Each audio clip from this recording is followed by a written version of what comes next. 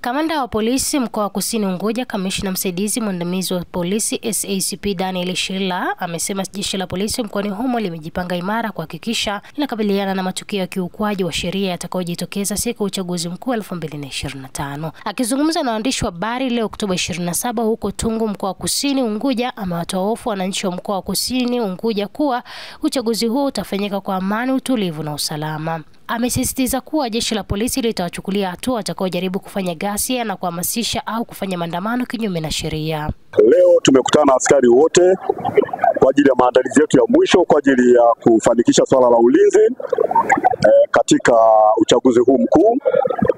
Askari wana hamasa, askari wana morali na wako tayari kutekeleza jukumu hili ili kuhakikishia wananchi wa mkoa wa Kusini Unguja kwamba swala la amani wamelizingatia, swala la utulivu wamezingatia. Kwa hiyo wananchi wajitokeze kwa wingi kupiga kura, kutumia haki yao ya kikatiba ili kuweza kuwachagua viongozi ambao watatutumikia kwa miaka 5 inayofuata ili tuweze kupata maendeleo zaidi. Kama unavyoona nchi yetu inakwenda vizuri, sasa tunahitaji kwamba nchi iwe na utulivu ili maendeleo yaweze kupatikana kwa wingi zaidi. Askari kama mnavyoona wako na morali kubwa na tupo tayari kwa ajili ya kutekeleza jukumu hili la nchi. Swala la utulivu siku ya uchaguzi limezingatiwa sana. Najua kuna watu wanaongea kwamba kuna kuandamana.